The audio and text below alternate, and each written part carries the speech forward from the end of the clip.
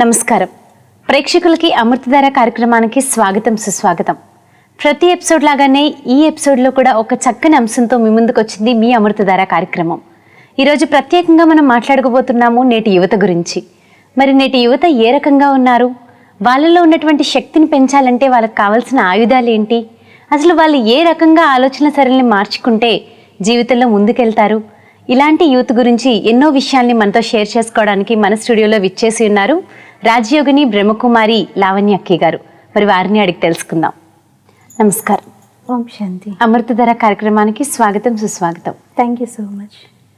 మీరు 16 సంవత్సరాలుగా రాజయోగాన్ని అభ్యసిస్తున్నారు. ఎంతో మందికి ఎన్నో రకాలుగా ఎన్నో మేనేజ్మెంట్ కోర్సులు అందించారు. అయితే పాజిటివ్ థింకింగ్ అని, స్ట్రెస్ మేనేజ్మెంట్ అని, యూత్కి స్పెసిఫిక్గా ఎన్నో రకాలుగా మీరు క్లాసెస్ చేస్తూ ఉంటారు, కోర్సులు అందిస్తూ ఉంటారు. మరి ఈరోజు మనం మాట్లాడుకునే టాపిక్ కూడా ప్రత్యేకంగా యువత గురించి. అయితే నేటి యువత ఎలా ఉన్నారో మనందరికీ తెలుసు. ఒకప్పుడు యూత్తో పోల్చుకుంటే ఇప్పుడు యూత్ చాలా ఫాస్ట్గా ఉన్నారు, చాలా మోడర్న్గా ఉన్నారు, చాలా ట్రెండీగా ఉన్నారు. అయితే దీనివల్ల ఎన్నో రకాలుగా నష్టాలు కూడా జరుగుతున్నాయి. అయితే యూత్లో ఎలాంటి మార్పు రావాలంటారు? అసలు ముఖ్యంగా యూత్కి కావాల్సింది ఏంటి?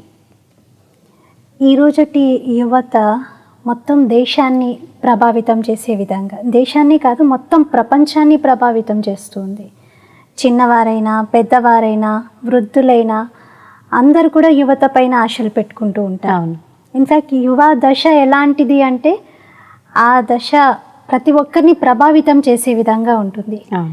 చిన్నపిల్లలు కూడా యూత్గా తొందరగా అవ్వాలని, యంగ్ ఏజ్కి రావాలని తమ బ్రదర్స్ కానీ లేకపోతే ఎల్డర్స్ ఎవరైతే ఉన్నారో పెద్దవారు వారిని చూసి ఫాలో అవుతూ ఉంటారు. ఇంకా పెద్దవాళ్ళు కూడా యువత పైనే ఆశలు పెట్టుకుంటారు. వీళ్ళే మమ్మల్ని చూసుకునేది, వీళ్ళే మమ్మల్ని ఇంకా సంపాదించి పోషించి అన్ని రకాలుగా చేసేది అని. అంటే వీళ్ళని ఒక స్టేజ్కి మేము తీసుకొచ్చాము, ఇంకా నెక్స్ట్ అంతా మా లైఫ్ అంతా ఇంకా వీరు చూసుకుంటారు అని. మరి యూత్లో కూడా జనరల్గా చెప్తూ ఉంటాం కదా, యూత్ అంటే యంగ్ బ్లడ్, న్యూ బ్లడ్ అని. యంగ్స్టర్స్ ది న్యూ బ్లడ్, ఉడుకు రక్తము అంటే శక్తిశాలిగా కూడా ఉంటారు. సో ఎప్పుడు ఆ ఉడుకు రక్తంతో ఏదో కొత్తదనం చేయాలి, ఏదో అడ్వెంచర్ చేయాలి, ఏదైనా క్రియేటివ్గా ఏదైనా నూతనత్వాన్ని తీసుకురావాలి అనేటువంటి తపన యువతలో బాగుంటుంది. అయితే కొంతమంది దీంట్లో చాలా సక్సెస్ అవుతున్నారు, చాలా మంచి ఎక్సలెన్స్ స్టేజ్కి చేరుకుంటున్నారు. కొంతమంది మాత్రము తమలో ఉన్నటువంటి శక్తిని సరైన విధంగా గుర్తించకపోవడం వలన బాగా డిప్రెస్ అవుతూ, చాలా నిరాశకి లోనవుతూ, నిరుత్సాహంతో ఆత్మహత్యలకు పాల్పడుతూ, తల్లిదండ్రుల శ్రమని, తల్లిదండ్రుల ఆశలని పూర్తిగా నిరాశ చేస్తూ ఉన్నారు. కొన్ని వక్ర మార్గాల్లో కూడా పయనిస్తూ యువత సరైనటువంటి దిశానిర్దేశం చేసేవారు లేక, లేదా సరైనటువంటి మార్గం తెలియక యువత తప్పుదారు కూడా పడుతూ ఉన్నారు. ఖచ్చితంగా. వీళ్ళందరికీ కూడా తమ లోపల ఉన్నటువంటి మానసిక శక్తి, మనోబలాన్ని పెంచుకోవడం చాలా అవసరం.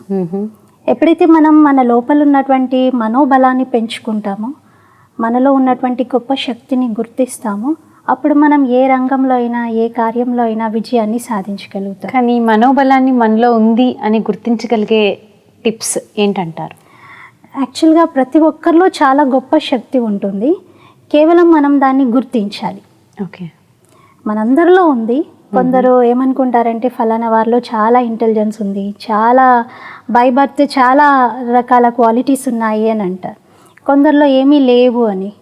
యాక్చువల్గా ఎలా అయితే శరీరంలో మజిల్స్ని మనం డెవలప్ చేస్తాం, మన ఎముకల్ని ఎక్సర్సైజ్ చేయడంతో, మంచి డైట్ తీసుకోవడంతో ఎలా అయితే అవి డెవలప్ అవుతాయో, అలాగే మన యొక్క మనస్సును కూడా, మన మనోబలాన్ని కూడా పెంచుకోవచ్చు. సరైనటువంటి ఆలోచనల యొక్క ఎక్సర్సైజ్ మనం చేసినట్లయితే, పదే పదే పాజిటివ్గా మనం థింక్ చేస్తూ ఉన్నట్లయితే, మన లోపల ఉన్నటువంటి పవర్ని రికగ్నైజ్ చేస్తూ మనం స్టెప్ వేసినట్లయితే డెఫినెట్లీ మనం మనోబలాన్ని కూడా పెంచుకోవచ్చు. కానీ చాలామంది ఎలా ఉంటుందంటే, నాలో ఆ బలం లేదు, నేను దేనికి పనికిరాను అని వాళ్ళని స్వయాన్ని చాలా తక్కువగా భావించి ఇతరుల మీద డిపెండ్ అయిపోతూ ఉంటారు. దానివల్ల చాలా నష్టపోతూ ఉంటారు. కానీ నాలో కూడా ఆ శక్తి ఉంది, నేను కూడా ఏదైనా సాధించగలను అనేది మనకు ఎలా తెలుస్తుంది అంటారు? కొన్ని పరిస్థితుల్లో మనం గుర్తించవచ్చు. ఒకసారి ఒక మహిళ తన 2 సంవత్సరాల అబ్బాయిని తీసుకొని కార్ డ్రైవ్ చేస్తూ వెళ్తుంది. చాలా ఫాస్ట్గా వేగంగా కార్ని నడుపుతూ సడన్గా ఒక టర్నింగ్ వద్ద యాక్సిడెంట్ అవుతుంది. ప్రమాదానికి గురై ఆ కారు ఎన్ని పల్టీలు కొడుతూ క్రింద పడింది అంటే ఆవిడ డ్రైవింగ్ సీట్లో ఉంది కాబట్టి ఎలాగోలా బయటికి రాగలిగింది. కానీ అక్కడ తన పక్క సీట్లో కూర్చున్నటువంటి ఆ చిన్న బాబు, 2 సంవత్సరాల బాబు మాత్రము ఆ కారు క్రింద పడిపోయాడు. కారు తల క్రిందులుగా అప్ సైడ్ డౌన్ అయిపోయి ఆ బాబు పైన పడిపోయింది. ఓకే. ఇప్పుడు సిచ్యుయేషన్ ఎలా ఉంది అంటే ఎవరైనా కారుని ఎత్తి పట్టుకుంటేనే కొంతసేపు, అప్పుడు ఆ బాబు పాక్కుంటూ బయటకు రాగలడు. ఓకే. చక్కగా కూడా రాలేరు. ఓకే. He should crawl. అలా పాక్కుంటూ బయటికి రావాలి. అంటే అంతసేపు ఎవరైనా పట్టుకొని ఆ కార్ని ఎత్తి పట్టుకోవాలి. ఇప్పుడు అక్కడ ఆ మహిళ చుట్టూ ఎవరూ లేరు. ఎలాంటి ప్రదేశంలో యాక్సిడెంట్ అయింది అంటే అక్కడ దరిదాపుల్లో చుట్టూ చూస్తే కూడా ఎవరూ కనిపించట్లేదు. ఓకే. ఇప్పుడు ఆ పరిస్థితుల్లో ఆమె ఇంకా వేరే ఆలోచన చేయకుండా వెంటనే కార్ని ఎత్తడానికి ప్రయత్నించింది. కార్ని ఎత్తడము ఒక సెకండ్లో థాట్ క్రియేట్ చేసుకోవడము ప్లస్ యాక్షన్ పర్ఫామ్ చేయడం 2 జరిగిపోయాయి. ఆమె వెంటనే కార్ని ఎత్తేస్తూ తను చేయగలుగుతుందా లేదా, తనలో అంత శక్తి ఉందా లేదా అని కూడా చూసుకోలేదు. కార్ని ఎత్తేసింది. ఎత్తి కొంతసేపటి వరకు అలాగే పట్టుకోగలిగింది. ఆ బాబు నెమ్మదిగా బయటకు వచ్చేసారు. ఆల్రెడీ బాబుకి చాలా రకాలుగా దెబ్బలు తగిలాయి. అయినప్పటికీ తన శక్తితో మళ్ళీ ఆ బాబు, లాగేవారు కూడా ఎవరు లేరు బయటికి బాబును. ఆ బాబే నెమ్మదిగా బయటికి వచ్చే అంతసేపు ఆమె ఆ కార్ని అలాగే ఎత్తి పట్టుకోగలిగింది. Super example. ఎవరు హెల్ప్ చేశారు అంతే. అంటే జనరల్గా ఎలా అవుతుందంటే ఆ ప్లేస్లో ఉండేసరికి అరే నేను ఒక ఆవిడ్ని కదా, నేను ఒక అమ్మాయిని, నేను చేయగలనా లేనా, అంటే బాబు ఉన్నాడు అనే భయం కంటే నేనేమీ చేయలేను, నేను ఆ కారుని ఎత్తగలనా లేదా, ఈ భయంతోనే చాలా మంది ఆగిపోతూ ఉంటారు. కానీ అక్కడ తను ఇంకా వేరే ఏమీ ఆలోచించలేదు. ఎందుకంటే ఇంకేమైనా ఆలోచిస్తూ ఉంటే అక్కడ ఆ బాబుకి చాలా ప్రమాదం జరిగేది. కానీ ఇంకో ఆలోచన చేయకుండా వెంటనే ఎత్తి ఆ బాబును సురక్షితంగా బయటికి తీయగలిగింది. అంటే మనకున్న సామర్థ్యాలు మనకి కొన్ని సందర్భాల్లోనే తెలుస్తూ ఉంటాయి. అంటే మన లోపల ఉంది. ఓకే. జనరల్గా అయితే లేడీస్ని ఒక 15 kgs బ్యాగ్ పట్టుకోండి అంటే అది అసలు చేయలేము, మా వల్ల కాదు అనేస్తారు. చాలా తక్కువ వెయిట్ని కూడా ఎక్కువగా క్యారీ చేయలేరు. అలాంటిది ఒక car, it's more than 50 kgs. అయినప్పటికీ దాన్ని అంతసేపు ఎత్తి పట్టుకోగలిగింది అంటే ఆ శక్తి ఉంది. ఓకే. ప్రాక్టికల్గా మేము విన్నాము, ఇండోనేషియాలో ఎప్పుడైతే సునామీ వచ్చిందో అప్పుడు కూడా ఒక వ్యక్తి చాలా కాలం నుండి పెరాలసిస్ వచ్చి మంచాన పడి ఉన్నాడు. ఆయన ఆ సునామీ వచ్చిన రోజు మాత్రం లేచి పరిగెత్తగలిగాడంట. ఎలా పరిగెత్తాడు? రీసెర్చ్ స్టడీ చేశారు చాలామంది సైకలాజిస్ట్. ఈ విషయాన్ని తీసుకొని చాలా రీసెర్చ్ చేయడంతో తర్వాత తెలిసింది ఏంటి అంటే ఆ సమయంలో ఇంట్లో ఎవరూ కూడా ఆయన్ని రక్షించడానికి లేరు, ఆయన ఒక్కడే ఉన్నాడు. సో ఎలాగో ప్రమాదం జరుగుతుంది అనేటువంటిది ఆయన పసిగట్టగలిగాడు. ఆ ప్రమాదం జరుగుతున్న సమయంలో వెంటనే ఇంకా ఎవ్వరూ రక్షించే వాళ్ళు లేరు, ఇంకా నాకు నేనుగా ఏదైనా చెయ్యాలి అని తనకు తానే పరిగెత్తగలిగాడంట. సేఫ్ ప్లేస్లో వెళ్ళి నిలబడగలిగాడు. ఆయన ఎంతో కాలం నుండి పెరాలసిస్తో మంచాన్నే పడి ఉండి సేవలు చేయించుకుంటున్న వ్యక్తి. అంటే పరిస్థితులే మనలో ఉన్న బలాన్ని గుర్తు చేస్తూ ఉంటాయి కొన్ని సందర్భాల్లో. యాక్చువల్గా దానికోసం ఒక పరిస్థితే రావాల్సిన అవసరం లేదు. మనం మన శక్తిని న్యాచురల్గా కూడా గుర్తించవచ్చు. కానీ కొన్ని సందర్భాల్లో ఏంటంటే పరిస్థితులు మనకి గుర్తు చేయిస్తూ ఉంటాయి. న్యాచురల్గా మనం ఎలా గుర్తించవచ్చు అంటే ఫస్ట్ మనకి నాలెడ్జ్ ఉండాలి. ఏంటి అంటే నాలో చాలా గొప్ప శక్తి ఉంది, నేను దేనిపైన ఆధారపడవలసిన అవసరం లేదు, నేను మానసికంగా చాలా స్ట్రాంగ్గా ఉన్నాను, నాలో ఆ శక్తి ఉంది. అందరిలో ఎలా ఉందో అలాగే నాలో కూడా ఉంది. కొంతమందిలో చాలా మంచి ఇంటెలిజెన్స్ ఉండడము, కొందరిలో మెమరీ చాలా షార్ప్గా ఉండడం. యాక్చువల్గా అలాంటిది ఏమీ ఉండదు. మనం ఎలా ట్రైన్ చేసామో మన బ్రెయిన్ని లేక మన మైండ్ని, దాన్ని బట్టే అది డెవలప్ అవుతుంది. మనం ఒకవేళ చాలా మంచిగా దాన్ని ప్రాపర్ వేలో గైడ్ చేస్తూ రైట్ వేలో థింక్ చేస్తూ మన యొక్క థింకింగ్ ప్యాటర్న్ని చేంజ్ చేసుకుంటూ ఎప్పటికప్పుడు రైట్ థింకింగ్ చేస్తే, పాజిటివ్గా ఉంటే నాలో ఆ గొప్ప శక్తి ఉంది, నాలోనే ఉంది, నేను ఎక్కడ ఎవరిపైన ఆధారపడవలసిన అవసరం లేదు, I have that power with in me అని మనం ఆ కాన్ఫిడెన్స్తో ఉంటే డెఫినెట్లీ మనం అక్కడ ఆ పరిస్థితిని జయించగలుగుతాం. ఓకే, అయితే ఇది కేవలం నాకు తెలిసి ఒక్క ఏజ్ వాళ్ళకే కాకుండా అందరికీ ఇది వర్తిస్తుందేమో అని నేను అనుకుంటున్నాను. ఎందుకంటే ఇవాళ రేపట్లో చదువుకునే పిల్లలు ఉన్నారు, కాలేజ్కి వెళ్ళే వాళ్ళు ఉన్నారు, స్పెషల్లీ యూత్నే కాకుండా జాబ్ చేసేవాళ్ళు, బిజినెస్ చేసేవాళ్ళు, ఇంట్లో ఉండి ఇంటిని చూసుకునే వాళ్ళు, లేడీస్కి కానీ జెంట్స్కి కానీ ప్రతి ఒక్కరికి ఇది ఉపయోగపడుతుంది అని నాకు అనిపిస్తుంది. డెఫినెట్లీ అందరికీ ఉపయోగపడుతుంది. ఎందుకంటే దీనిపైన చాలా రీసెర్చ్ చేయడం జరిగింది. కొంతమంది బ్రెయిన్ ఏమైనా స్పెషల్గా ఉంటుందా అని, అలా కొంతమంది వైజ్ఞానికుల బ్రెయిన్ని ప్రిజర్వ్ చేసి మరి, అందులోనూ ఆల్బర్ట్ ఐన్స్టీన్ అందరికీ తెలిసే ఉంటుంది, 20th centuryలో the great scientist. Albert Einstein ఎప్పుడైతే చనిపోయాడో అప్పుడు ఆయన బ్రెయిన్ని ప్రిజర్వ్ చేశారు. ఓకే, ఈవెన్ టుడే ఇప్పటికీ కూడా టెక్సస్ యూనివర్సిటీలో ఆయన బ్రెయిన్ యొక్క పార్ట్స్ ఉన్నాయి. యాక్చువల్గా వాళ్ళు ఆ బ్రెయిన్ ఎందుకు ప్రిజర్వ్ చేశారంటే దానిపైన కంటిన్యూస్గా వారు రీసెర్చ్ చేశారు, అంటే ఎక్స్పెరిమెంట్స్ చేశారు.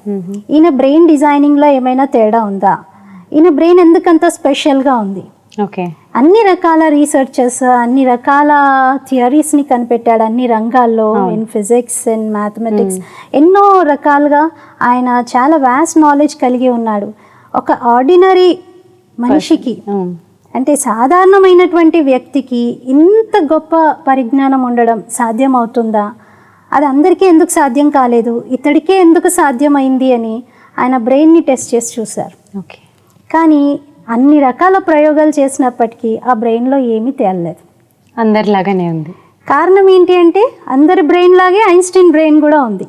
Same structure, same type of neurons మన బ్రెయిన్లో ఎలా ఉంటాయో ఆయనలో కూడా అలాగే ఉన్నాయి. కానీ దానికి గల కారణం ఓన్లీ ద థింగ్ ఏంటి అంటే ఐన్స్టీన్ తన బ్రెయిన్ని ఎలా వాడాడు, ఎలా ఉపయోగించాడు అనే దాంట్లో తేడా ఉంది.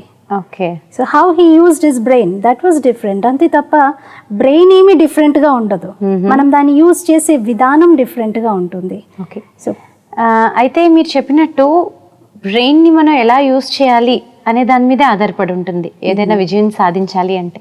అయితే మీరు ఈ రాజయోగాన్ని అభ్యసిస్తూ ఎంతోమందికి యూత్కి ట్రైనింగ్ ఇచ్చే ఉంటారు. అయితే ఈ ట్రైనింగ్లో మీకు అసలు ఎలాంటి యూత్ మీ దగ్గరికి వస్తూ ఉంటారు, ఎలాంటి ప్రాబ్లమ్స్ వాళ్ళు మీ దగ్గరికి తీసుకొస్తూ ఉంటారు? జనరల్గా చాలా వరకు యూత్ మా దగ్గరికి వచ్చేటువంటి వాళ్ళు డిప్రెషన్తో వచ్చిన క్యాండిడేట్స్ని చాలా చూసాం. చాలా వరకు కౌన్సిలింగ్కి వస్తూ ఉంటారు. అంటే చాలా చదువుతున్నాను కానీ నేను నా తోటి విద్యార్థులతో పాటు ముందుకు వెళ్ళలేకపోతున్నాను, ఆ కాంపిటీషన్ని తట్టుకొని ముందుకు వెళ్ళలేకపోతున్నాను, బాగా కృషి చేస్తున్నాను, నా పైన నాకు కాన్ఫిడెన్స్ కూడా ఉంది, అయినప్పటికీ నేను అచీవ్ చేయలేకపోతున్నాను. ఎందుకంటే ఎక్స్పెక్టేషన్స్ చాలా ఎక్కువ ఉన్నాయి. ఓకే, వాళ్ళ కెపాసిటీని మించి, లేకపోతే వాళ్ళు తనను పూర్తిగా అర్థం చేసుకోక కూడా ఆ విధంగా డిప్రెస్ అవుతున్నటువంటి స్టూడెంట్స్ ఎంతోమంది. చాలా కొంతమంది అయితే ఈవెన్ సూసైడ్ చేసుకోవాలనే థాట్స్తో వచ్చిన వాళ్ళు కూడా ఉన్నారు. కానీ అలాంటి వాళ్ళు కూడా ఎప్పుడైతే వారి లోపల ఉన్నటువంటి మానసిక శక్తిని గుర్తించారో, తన లోపల ఇంత గొప్ప శక్తి ఉంది, తను కూడా ఆర్డినరీ కాదు, అందరిలాగా చాలా గొప్పగా కాగలుగుతాడు. అలాంటి వాళ్ళకి మీరు సాధారణంగా ఎన్ని రోజులు ట్రైనింగ్ ఇస్తూ ఉంటారు? బేసిక్గా మా దగ్గర ఎవరు వచ్చినా కూడా వాళ్ళ కోసం 7 days కోర్స్ ఉంటుంది. It's common for all. కానీ ఆ 7 days కోర్స్లో ఎవరికి ఏ రకమైనటువంటి పరిస్థితి ఉంది దానికి తగిన విధంగా ఆ యొక్క కోర్స్ని అందించడం జరుగుతుంది. వాళ్ళ యొక్క శారీరక స్థితిని బట్టి వాళ్ళు ఏ ఎక్స్పెక్టేషన్తో వచ్చారో, ఏ సమస్యతో వచ్చారో దానికి తగిన విధంగా రాజయోగా మెడిటేషన్లో రెమెడీస్ని చెప్పడం జరుగుతుంది. అయితే ఇందాక మీరు చెప్పారు ఇలా చాలామంది స్టూడెంట్స్ డిప్రెషన్తో వస్తూ ఉంటారు అని. అయితే మీరు అన్నట్టు డిప్రెషన్కి గల కారణాలు చాలా ఉంటాయి. అందులో ఒకటి మీరు అన్నట్టు మానసిక శక్తి. అంటే వాళ్ళ మైండ్ పవర్ని వాళ్ళు తెలుసుకోలేక ఇతరులకు కానీ, లేకపోతే పేరెంట్స్కి కానీ, ఫ్రెండ్స్కి కానీ, కాలేజ్లో స్కూల్లో లెక్చరర్స్కి కానీ వాళ్ళ మీద ఎక్కువ ఎక్స్పెక్టేషన్ ఉండడం వల్ల కూడా ఈ డిప్రెషన్కి లోన్ అవుతూ చాలా ప్రెషర్స్ ఉన్నాయి కదా. ఇంతకుముందు అలా లేవు. ఇంతకుముందు బహుశా మీరు నేను బాల్యంలో ఉన్నప్పుడు కూడా ఇలాంటి వాతావరణం లేదు. ఖచ్చితంగా లేదు. ఇప్పుడున్నటువంటి వాతావరణంలో తల్లిదండ్రుల యొక్క ఎక్స్పెక్టేషన్స్ ఎక్కువైపోయాయి, పిల్లల యొక్క ఫ్యూచర్ ప్లాన్స్ కూడా చాలా ఎక్కువైపోయాయి. కానీ ఇవన్నీ ఎక్కువలా ఎందుకు అనిపిస్తున్నాయి అంటే నాకు తెలిసి ఏంటంటే ఇది వరకు మన టైంలో కల్చర్ కూడా ఇలా ఉండేది కాదు.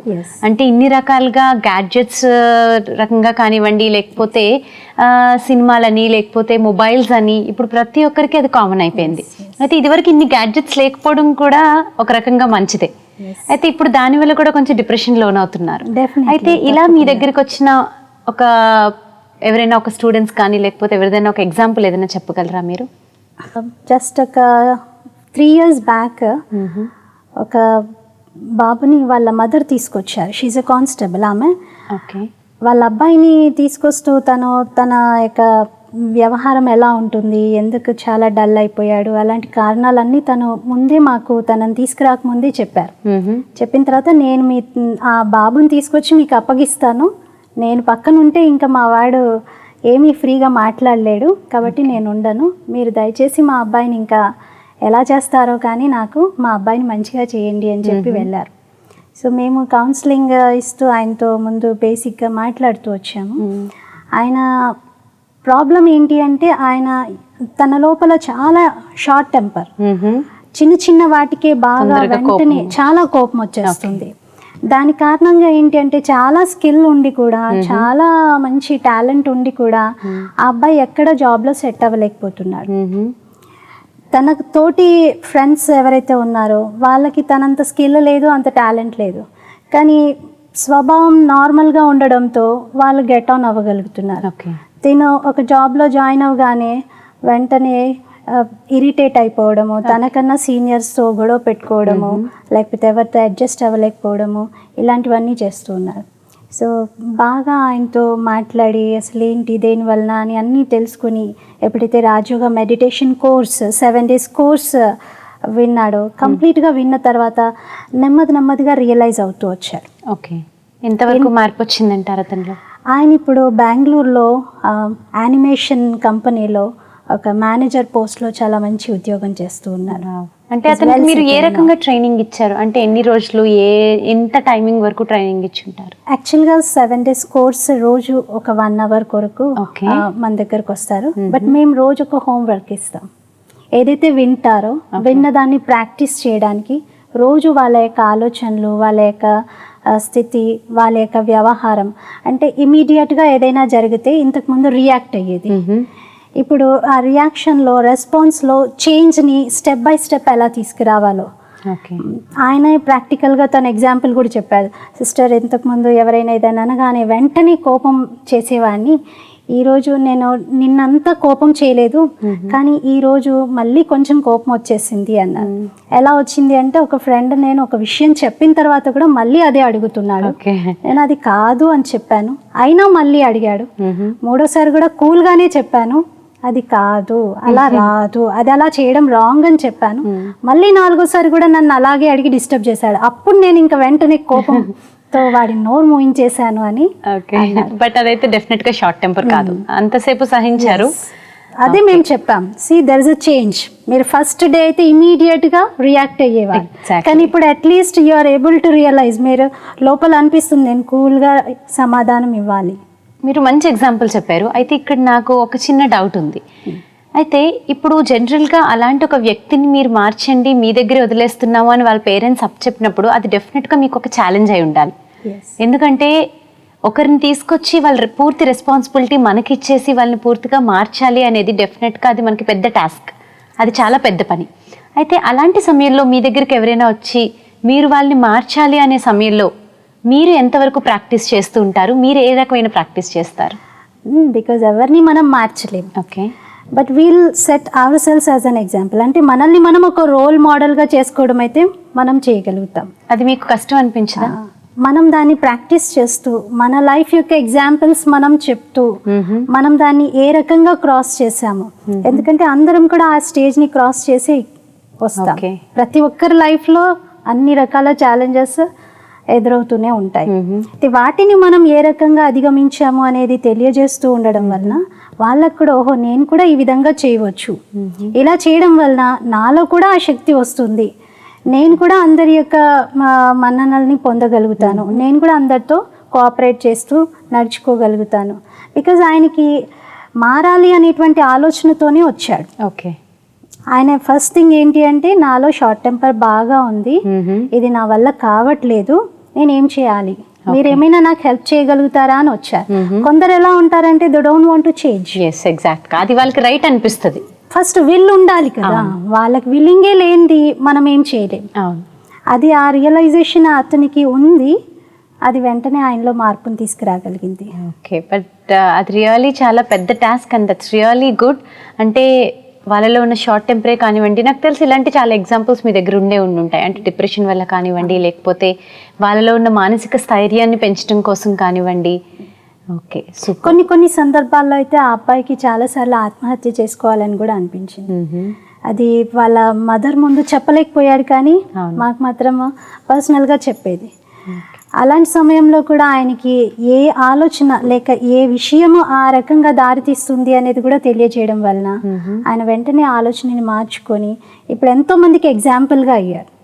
ఎంతో మంది తన తోటి వాళ్ళని తీసుకొని రావడము, వాళ్ళకు కూడా ఈ యొక్క మెడిటేషన్ యొక్క మార్గాన్ని చూపించడము అలా చేస్తూ వచ్చారు. సో అది డెఫినెట్గా మాకు కూడా చాలా ఉపయోగపడుతుంది. ఎందుకంటే అప్పుడప్పుడు మాకు కూడా మైండ్ పవర్ అనేది తగ్గిపోతూ ఉంటుంది. అంటే నేను నిజంగా ఇది చేయగలనా లేదా అని డౌట్స్ వస్తూ ఉంటాయి, లేకపోతే ఎంతవరకు నేను దీనిలో సఫలీకృతం అవ్వగలను అనే ఆలోచనలో పడిపోయి అసలు ముందుకు వెళ్ళడానికి కూడా ఆలోచిస్తూ ఉంటాము. అయితే మీరు ఇందాక చెప్పారు ఇలాంటివన్నిటిని మనం దూరంగా ఉండాలంటే మైండ్ పవర్ పెంచుకోవడం చాలా అవసరమని. మరి ఈ మైండ్ పవర్ పెంపొందించుకోవడానికి ఖచ్చితంగా నాలో ఆ మైండ్ పవర్ అనేది ఉంది, ఆ శక్తి నాలో ఉంది అని తెలుసుకోవడానికి, ఇంకా మన లైఫ్లో అభివృద్ధి చెందడానికి ఇంకా ఏమైనా టిప్స్ చెప్పగలరా? ఫస్ట్ అయితే బేసిక్గా మనకి జ్ఞానం ఉండాలి, నాలో చాలా గొప్ప మనోబలం ఉంది అని. సెకండ్ థింగ్ మనకి చాలా విశ్వాసం ఉండాలి, మన పట్ల మనకి నమ్మకం ఉండాలి. అంటే నేను ఏదైనా చేయగలను, ఏది అసాధ్యం అనేది లేదు, ఏదైనా నేను సాధించగలను, కేవలం నా సంకల్పమే నాకు అడ్డు తప్ప ఇంకెవరూ అడ్డు కాదు, నేను అనుకున్నది తప్పనిసరిగా సాధించగలను అని. ప్లస్ దానికి తోడు మన ఆలోచనలను ఎప్పటికప్పుడు గమనించుకుంటూ మనము సరి చేసుకుంటూ ఉండాలి. అంటే ఒకసారి మంచిగా మనం స్ట్రాంగ్గా థింక్ చేయగానే అదే ప్యాటర్న్లో వెళ్ళదు, మధ్యలో ఎన్నో రకాల నెగిటివ్ థాట్స్ వస్తూ ఉంటాయి, బలహీనంగా చేసేటువంటి ఆలోచనలు వస్తూ ఉంటాయి. కానీ ఆ సమయంలో కూడా మళ్ళీ మనం గుర్తుకు తెచ్చుకోవాలి, లేదు నేను చేయగలను, లేదు నా వలన అవుతుంది, నేను ఎన్నోసార్లు చేస్తాను, నా వలన అవుతుంది అని ఆ స్ట్రాంగ్ ఫీలింగ్ని తెచ్చుకోవాలి. అలాగే తనకు తను ప్రేరేపించుకోవాలి. ఇతరుల ప్రేరణ కొరకు ఎదురు చూడకుండా, ఎవరో నన్ను ప్రోత్సహిస్తే నేను ముందుకు వెళ్ళాలి అని ఆలోచించకుండా తనకు తను స్వీయ ప్రేరణతో ముందుకు వెళ్ళాలి.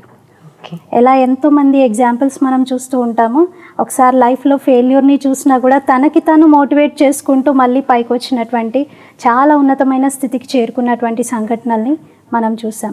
అలా తనకి తాను ప్రేరణ కలిగించుకుంటూ ప్రతిదాన్ని ఒక సవాల్గా స్వీకరిస్తూ తనకి తనే ఛాలెంజ్ చేసుకుంటూ ముందుకు వెళ్తే తప్పకుండా ఖచ్చితంగా మన మనోబలాన్ని మనం పెంచుకోవచ్చు. దీనికి రాజయోగా మెడిటేషన్ ప్లస్ కొన్ని ఫిజికల్ ఎక్సర్సైజెస్ కూడా మన ఆత్మవిశ్వాసాన్ని పెంచడానికి చాలా ఉపయోగపడతాయి. చాలా చక్కగా వివరించారు. అంటే ప్రతి ఒక్కరిలో మైండ్ పవర్ అనేది ఎంత ఇంపార్టెంట్ అనేది మీ మాటల్లో మాకు చాలా క్లియర్గా అర్థమైంది. మరి మీ సమయాన్ని వెచ్చించి మా స్టూడియోకి విచ్చేసి మాకు తెలియని ఎన్నో విషయాలు మాకు తెలియజేసినందుకు మా స్టూడియో తరపున, ప్రత్యేకంగా నా తరపున హృదయపూర్వక ధన్యవాదాలు. నమస్కారం. Thank you so much. చూసారు కదండి, ఇదండి ఈరోజు అమృతధార కార్యక్రమం. మరి ఈరోజు ఎపిసోడ్లో ఎంతో చక్కగా మనకి తెలియని ఎన్నో విషయాల్ని తెలియచేశారు లావణ్యక్కి గారు. మరి మైండ్ పవర్ మనకి ఎంత అవసరం, యూత్లో కానివ్వండి, బిజినెస్ చేసే వాళ్ళలో కానివ్వండి, జాబ్ చేసే వాళ్ళలో కానివ్వండి, ప్రతి ఒక్కరూ ఆత్మవిశ్వాసాన్ని ఏ విధంగా పెంపొందించుకోగలుగుతారు, తద్వారా మనలో ఉన్నటువంటి డిప్రెషన్ని, స్ట్రెస్ని ఎలా తగ్గించుకోగలం, ఈ విషయాలన్నింటినీ తెలుసుకున్నాం కదా. మరి వీటన్నిటిని ఆచరిస్తూ మనం కూడా లైఫ్లో ముందుకెళ్లాలని మనస్ఫూర్తిగా కోరుకుంటూ ఈ కార్యక్రమం ఇంతటితో సమాప్తం చేస్తున్నాము. మరొక అంశంతో మరొక ఎపిసోడ్లో మీ ముందుంటాం. నమస్కారం.